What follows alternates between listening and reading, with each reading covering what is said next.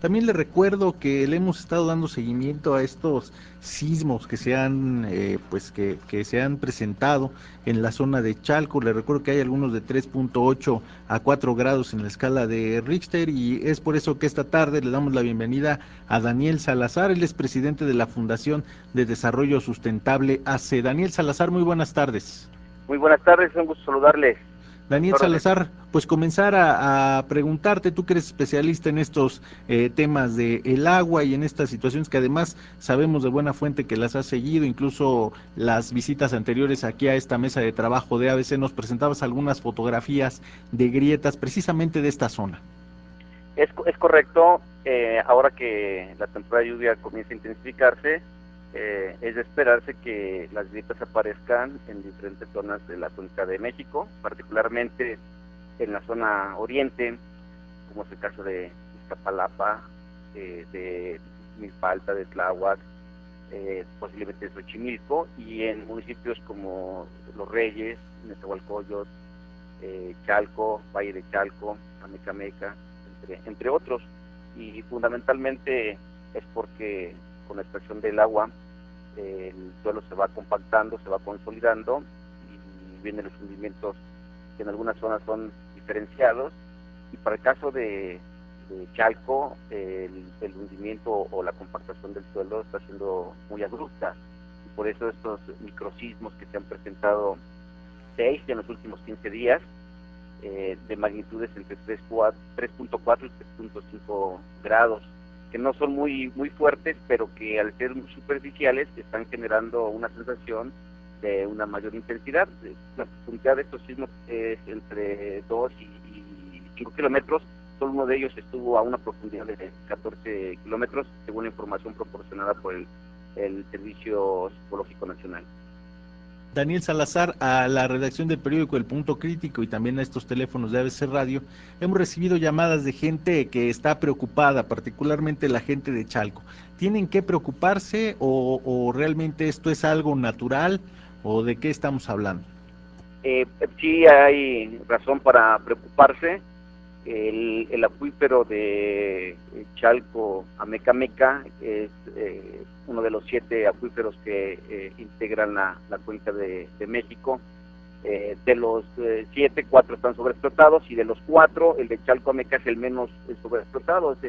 Es decir, que se extrae más agua de la que se infiltra a través de la lluvia. Pero insisto, de los 4 más sobreexplotados es el que menos sobreexplotación tiene. Sin embargo, está en una zona de escurrimientos importantes de la Sierra Nevada, que es el Popocatépetl, el Iztaccíhuatl, la zona de Río Frío. Son 300 kilómetros cuadrados aproximadamente, cuya precipitación pluvial pues se van a la parte más baja. Y como este suelo ha tenido una vocación agrícola, no había urbanización. Ahora que se han construido puntos habitacionales que van desde 3.000 hasta 5.000 viviendas, pues el suelo se está compactando, el agua está dejando de infiltrarse, y entonces hay cierta resequedad, y ahorita con la lluvia pues está sirviendo como una especie de catalizador o de reactivo, y la tierra pues está compactándose, insisto, de manera abrupta. Y esto, mientras aparezca en zonas de labranza, en campo abierto, no hay problema. Han aparecido grietas de 1,5 kilómetros, de hasta 4 kilómetros el año pasado, hace exactamente un año, en julio. Pero si una grieta aparece en una zona ya urbanizada, pues el resultado es que las viviendas se fracturan, se van de lado, se afectan sus fachadas, su carpeta asfáltica, las banquetas, su red de drenaje.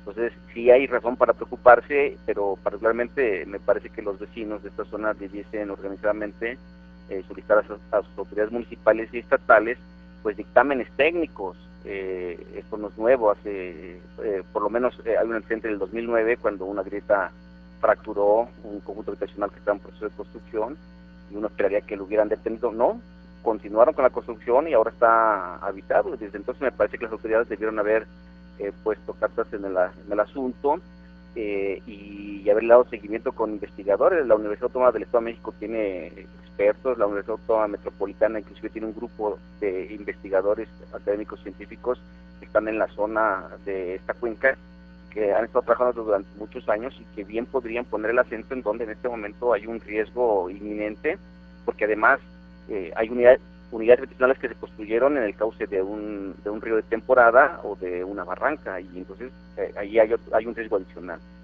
Daniel Salazar, tú hablabas ya de una agenda, tú ya fuiste pues diputado local aquí en el Distrito Federal.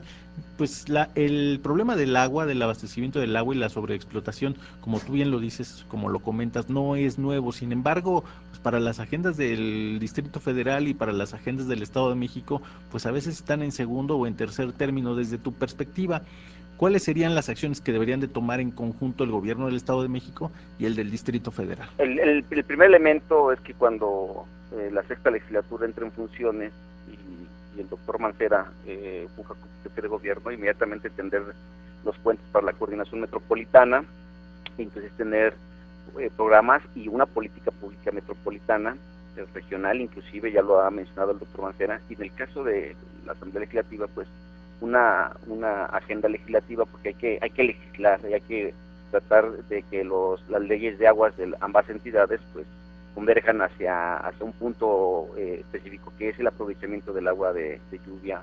Hoy a nivel mundial hay una tendencia para que las cuencas sean autosuficientes. Inclusive el próximo foro mundial, el tema central es ese, que las cuencas deben de tener una tendencia a ser autosuficientes. Esto significa que no hay que importar agua de otras cuencas y no exportar, como es el caso de la Cuenca de México. Importamos agua del Valle Toluca y del sistema Cutzamala, y luego la desalojamos como aguas negras al Estado de Hidalgo, al Estado de México y al Golfo de México. Esto ya se debe de rebasar, tampoco se puede dar de un día para otro, de un año para otro, pero creo que el próximo ejercicio de gobierno y la coincidencia del Congreso del Estado de México y la Asamblea Legislativa podrían sentar las bases para esa coordinación y entonces empezar a aprovechar el agua de lluvia, reducir el desperdicio de agua a través de fugas, promover la reutilización a través de plantas de tratamiento. A mí me parece en lo particular que es un grave error construir una planta de tratamiento fuera de la cuenca, en el estado de Hidalgo, que va a costar más de 12,000 millones de pesos, que sí va a tratar 40,000 litros de agua por segundo, pero ya tratada esa agua, ¿qué va a ocurrir? Pues ya la desalojamos aquí en la cuenca, esa agua ya generó caos, sobre todo en esas temporadas, ya a su paso en sus escurrimientos generó grietas, hundimientos y afectaciones a patrimonio y a infraestructura urbana. Entonces me parece que el tratamiento debe ser aquí dentro de la cuenca y reaprovechar esas aguas negras convertidas en aguas tratadas, aprovecharlas aquí mismo y dejar de explotar de manera gradual, o sobreexplotar, mejor dicho, de manera gradual, los acuíferos.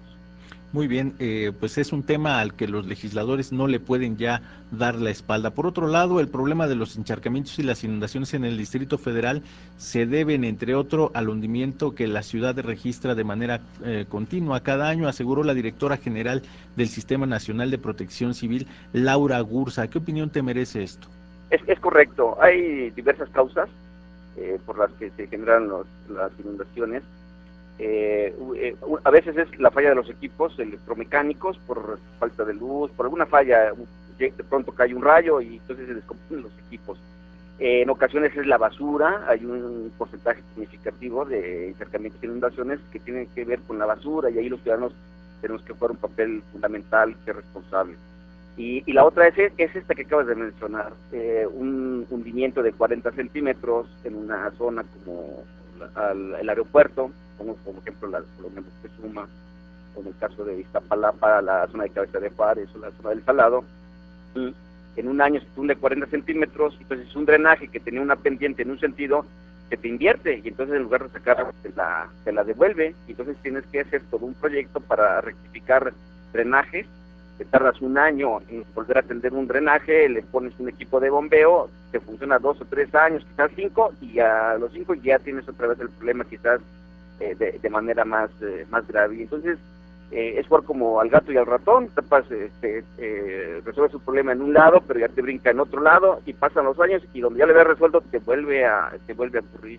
Así es como en promedio la ciudad en los últimos años, entre 200 y 300 puntos de encharcamiento y de inundación. El sistema de aguas de la Ciudad de México ha hecho un esfuerzo importante en los últimos años ha comprado equipos, ha rehabilitado equipos, ha hecho obras hidráulicas y se van resolviendo algunos problemas, pero aparecen nuevos precisamente por este problema del hundimiento. Solo como dato, en este momento la línea A del metro en la calzada Ignacio Zaragoza está cerrada en su tramo del Peñón de Guelatao a La Paz, y esto es por el hundimiento diferencial. Si eso está ocurriendo de manera superficial en el metro, habría que imaginar qué ocurre en otro lugar. Muy bien.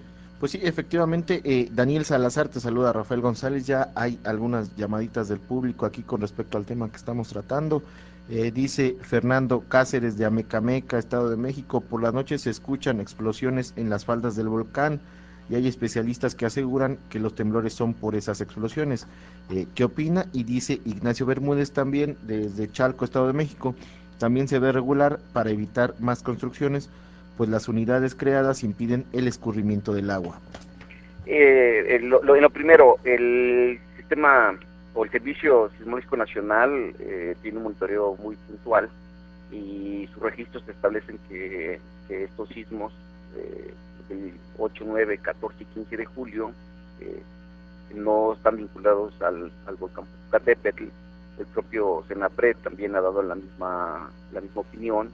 Especialistas de universidades como la UAM, la Universidad Autónoma del Estado de México, coinciden con esta hipótesis.